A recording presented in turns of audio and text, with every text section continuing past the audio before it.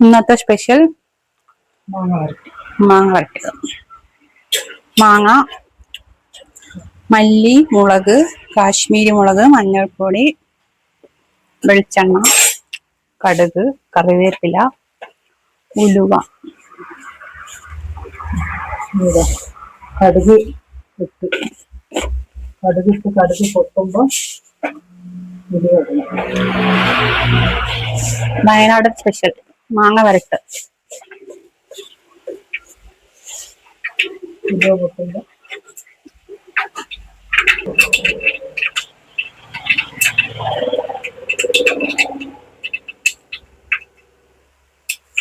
ഉലുവട്ട്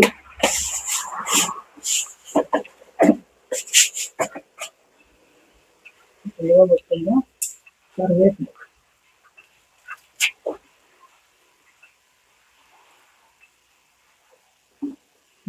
കറിവേപ്പിലിട്ട്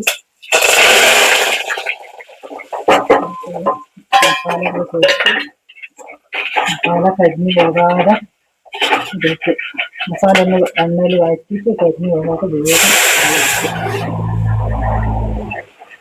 ചൂടുവെള്ളം ഒഴിച്ച് ചൂടുവെള്ളം ഉള്ളത് കൊണ്ട് ചൂടുവെള്ളം ഒഴിച്ച് മസാല ഒഴിച്ചാലും കുഴപ്പമൊന്നുമില്ല.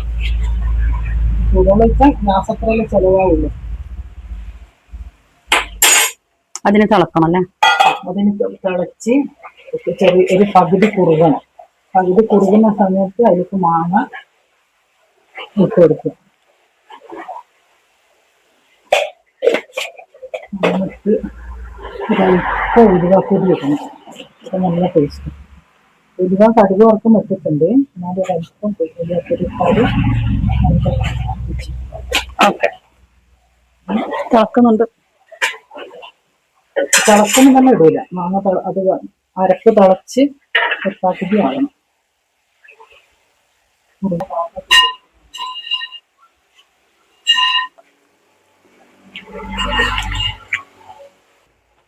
ഞാനാണെങ്കിൽ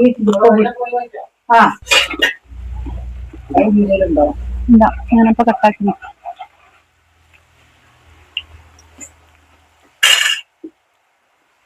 ഓഫാക്കിയാല് ഈ പരുവത്തിൽ ഓഫാക്കണം. അങ്ങനെ ഓഫാക്കിയാല് അത് നല്ല തണുക്കുമ്പോ നല്ല പാകത്തിനാവും. അല്പം നീരോട് കൂടി കയ്യിലെടുത്ത് പോയി ഇങ്ങനെയുള്ള പരുവത്തിൽ എടുക്കുക. അല്ല ഒരുപാട് വെന്ത് പോയാൽ മാങ്ങ പൊളിച്ചിട്ട് ഇത് തിന്നാൻ പറ്റൂല. ഇങ്ങനെയാകുമ്പോൾ മാങ്ങ പുളിക്കൂല. മാങ്ങന്റെ പുളിപ്പുണ്ടല്ലോ നല്ല പാകത്തിനായിരിക്കും എല്ലാം. നല്ല ടേസ്റ്റ് ഉണ്ടാവും.